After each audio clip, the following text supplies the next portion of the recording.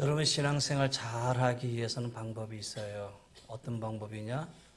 여러분 첫 번째를 귀히 여기면 돼요. 하나님은 하루에 첫 시간을 주신 시간이 새벽의 시간이잖아요. 그래서 우리는 새벽에 나와서 기도해요. 일주일의 첫날을 주셨어요. 주일입니다. 주일 예배를 지키는 거예요. 한 달을 주셨어요. 초하루 한 옆에 나서 기도를 해요. 1년을 주셨어요. 여러분 바로 첫 시간, 송구영신의 이 시간을 한 옆에 예배해요. 우리의 삶 속에 새로운 신앙의 삶을 위해서 우리가 첫 시간만을 잘 지켜도 우리의 믿음을 잘 지킬 수 있어요. 할렐루야.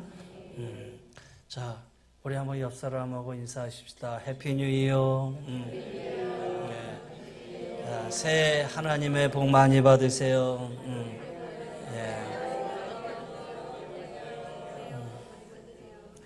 끝나고도 또 앞뒤로 여러 사람들하고 새해 인사 함께 나누기를 바랍니다. 새해 하나님의 복 많이 받으세요. 자, 여러분 오늘 제가 제목을 이렇게 붙였어요. 한번 오늘 설교 제목이 25년도 첫 설교 제목이 자, 함께 읽읍시다. 시작. 가장 좋은 한 해가 되기를 소망하며. 오늘 본문은 마태, 마가, 누가 다 공통적으로 있는 말씀입니다. 공간복음에. 근데 가만히 보세요. 5절 말씀 보세요. 시몬이 대답하여 이르되 선생님 우리가 밤이 새도록 수고하였으되 잡은 것이 없지만은. 여러분 베드로가 밤새도록 고기를 잡았는데 잡은 것이 없대요. 여러분 재수 있는 날이에요? 재수 없는 날이에요? 기분 좋은 날이에요? 기분이 영 잡친 날이에요? 망친 날이에요? 여러분 베드로의 베드로의 입장에서는 하루가 망쳤어요. 평생 고기잡이 해봤는데 이런 날 없었던 거예요. 밤이 새도록 그물을 내려서 고기를 잡으려고 했는데 한 마리도 못 잡았어요. 살다 보면 일이 잘 풀릴 때도 있는가 하면, 기분이 아주 좋은 날이 있는가 하면 일도 안 풀리고 기분도 좋지 않는 일이 있기 마련이잖아요. 베드로가 바로 그 중에서 어떤 날이냐? 기분이 안 좋은 날이었어요. 저는 오늘 이 새해 첫 설교하기가 지금까지 제가 지내온 새해 첫 설교 중에서 가장 힘든 날일 것 같아요. 어떤 설교를 해야 되나? 어떤 소망과 희망을 선포해야 되나? 근데 이 말씀 속에서 베드로의 입장을 생각하니까 하루가 망친 날, 하루가 재수 없는 날, 아무것도 잡지 못한 날, 아주 기분 나쁜 날이에요. 안 그렇습니까? 근데 여러분 우리는 성경을 알잖아요. 밤새도록 수고해서 한 마리 잡지 못했던 정말 잡친 날, 망친 날, 재수 없는 날인데 성경은 그 마지막을 가장 좋은 날, 가장 많이 잡은 날, 가장 재수 좋은 날로 바꿨어요. 그게 오늘 본문의 말씀입니다. 6절에 보니까 그렇게 하니 고기를 잡은 것이 심히 많아 그물이 찢어지는지라. 그물이 정말 찢어졌으면 어떻게 됐겠어요? 고기가 다 도망갔겠죠. 그러니까 이건 은유적 표현이죠. 그물이 찢어질 정도로 많이 잡혔다. 얼마나 많이 잡혔는가?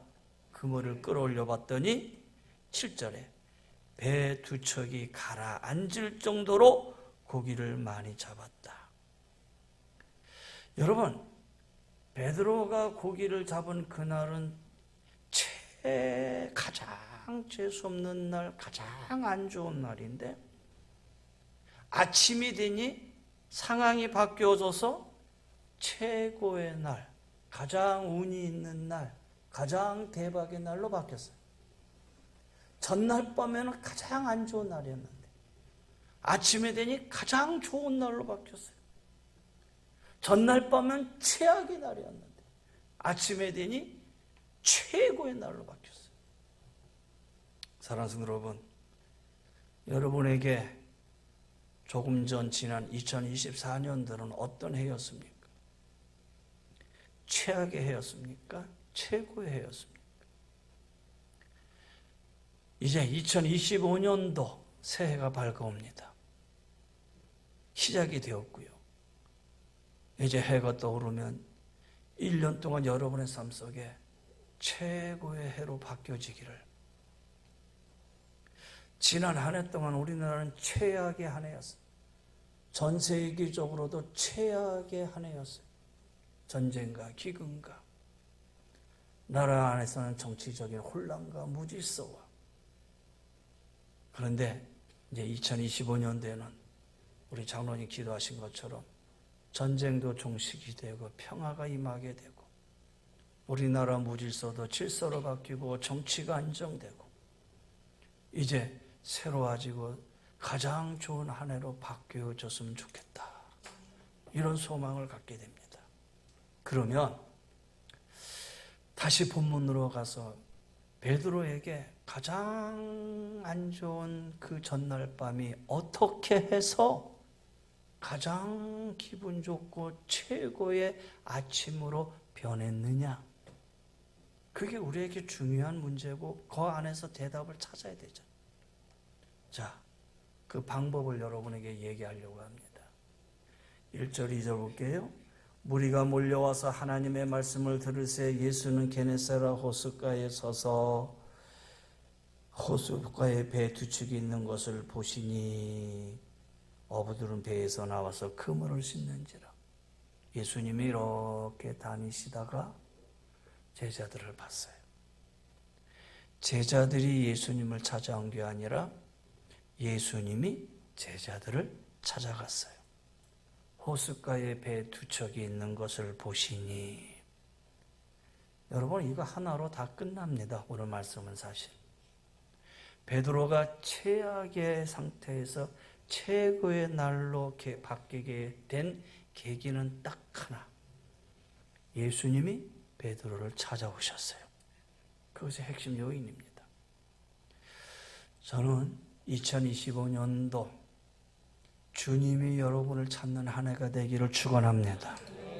주님이 찾아오시면 최악의 상태에서 최고의 상태로 바뀌는 법이에요. 여러분 아멘 하시기를 바랍니다. 주님이 찾아오면 죽음에서 생명으로 바뀝니다. 주님이 찾아오면 절망에서 소망으로 바뀝니다. 주님이 찾아오면 실패에서 성공으로 바뀝니다.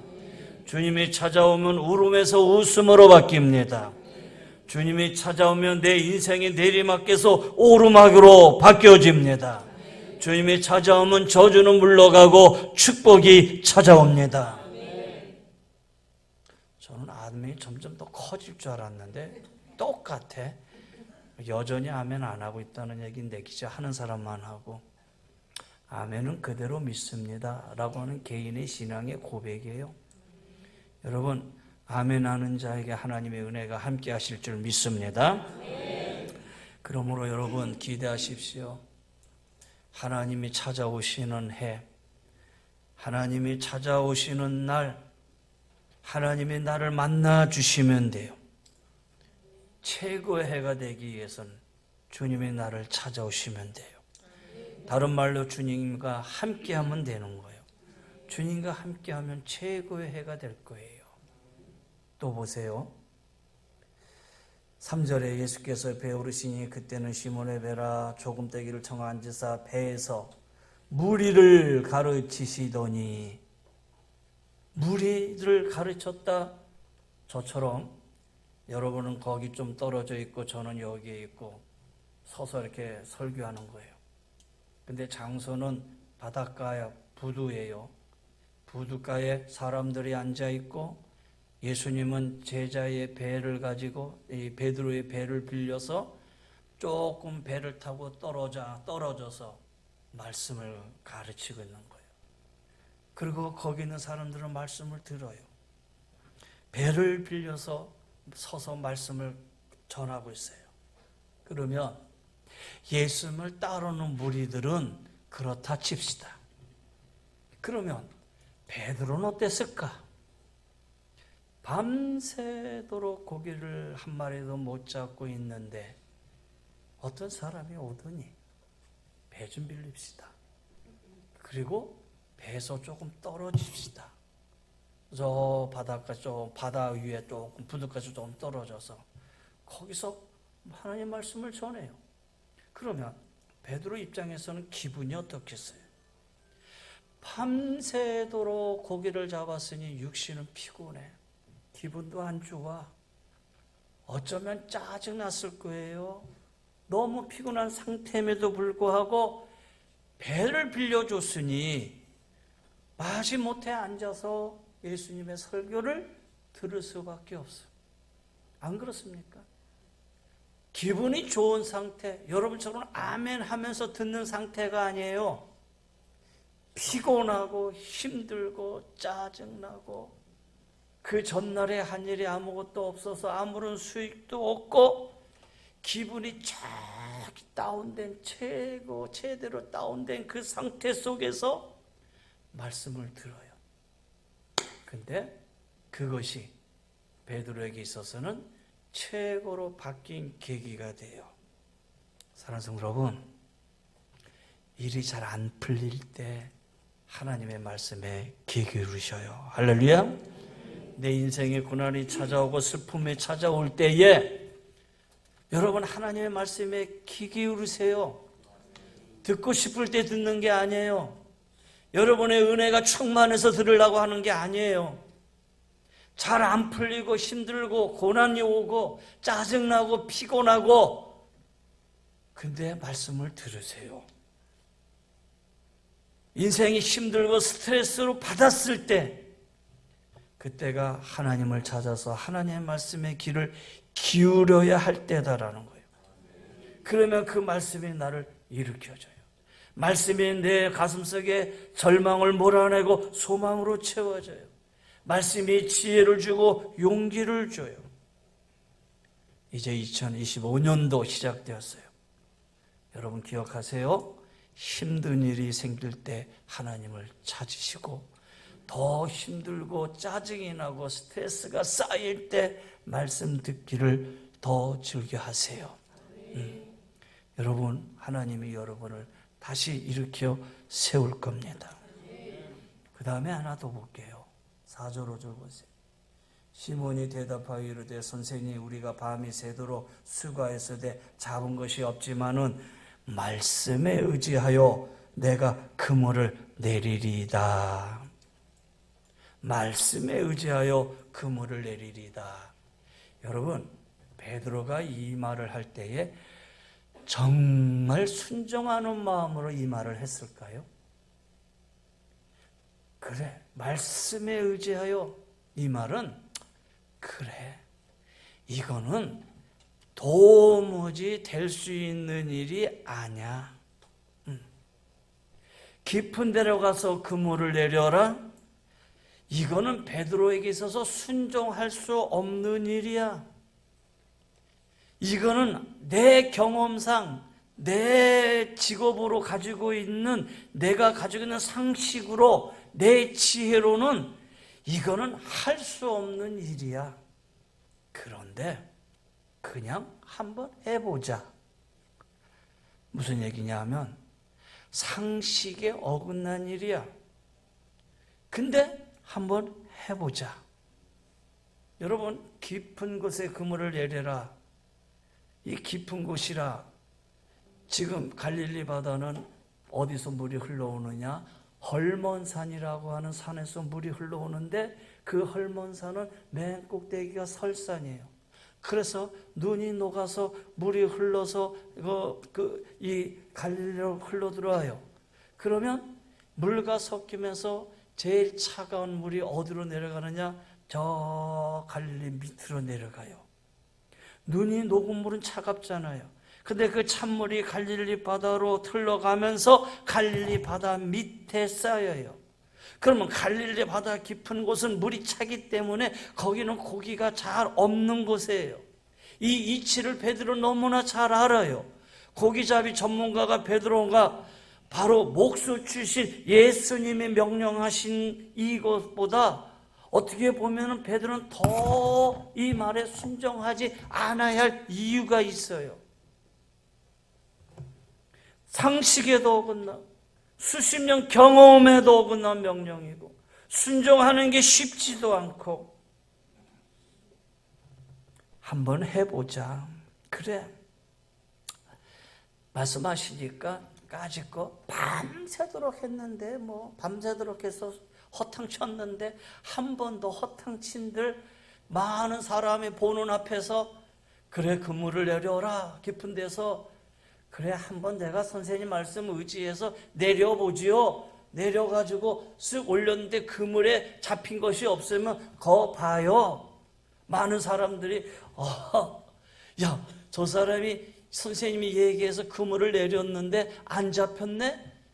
그거는 베드로의 잘못이 아니에요. 누구 잘못이에요? 지금 선생님 예수님이 잘못한 거예요. 많은 사람 앞에 보여줄 수 있는 거예요.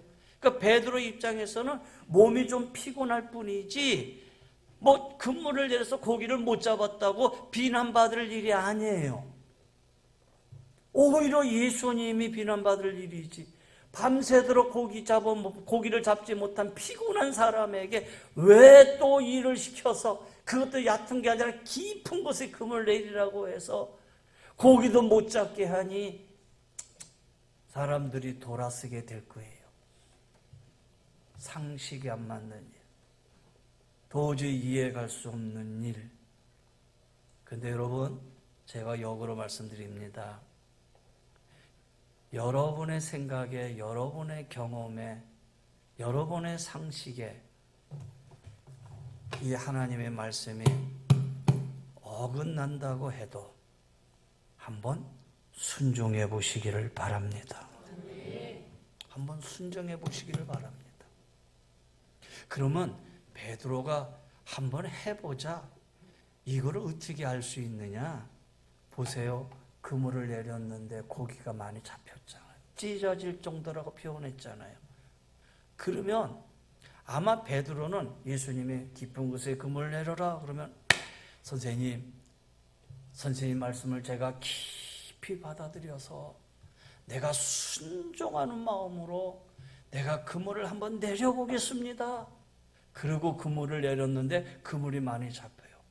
그러면 베드로는 어떻게 했어요? 봐라, 내가 순종했더니 이렇게 내가 고기를 많이 잡았다. 선생님 감사합니다. 선생님 고맙습니다. 사람들 보세요. 여기 그물이 많이 잡혔습니다. 여러분 이렇게 해야 당연한 거잖아요. 그런데 그물이 찢어질 정도로 많이 잡히니까 베드로는 어떻게 해요? 8절 말씀 보세요. 시몬 베드로가 이를 보고 예수의 무릎 앞에 엎드려 주여 나를 떠나소서 나는 죄인이로소이다. 할렐루야 하면서 기뻐해야 되는데 그물이 많이 잡히고 났는데 나는 죄인입니다 라는 이 말은 내가 당신의 말에 의심했습니다. 사실은 당신의 말을 내가 믿지 못했습니다. 그물을 내리면서도 전혀 기대하지 않았습니다. 그랬는데 그물을 많이 잡혔어요.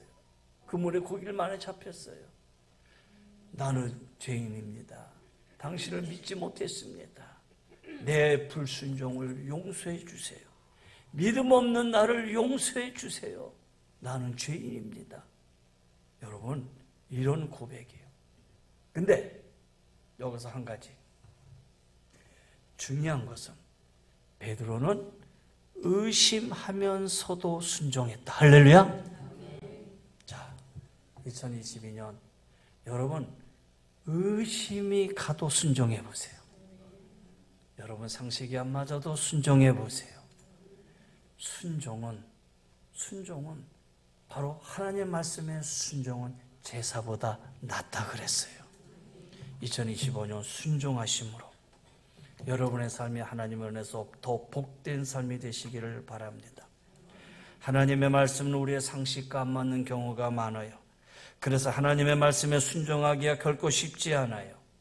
거짓과 음모술수가 많은 세상에서 내가 잘 되려면 나도 거짓을 적당히 행하고 음모수술도 능해야 성공할 것 같아요. 악에는 악으로 대항해야 되고, 거짓에는 거짓으로 대항해야 되고, 미움에는 미움으로 대항해야 될 것 같아요. 그러나 성경은 얘기합니다. 선으로 악을 이겨라 그랬어요.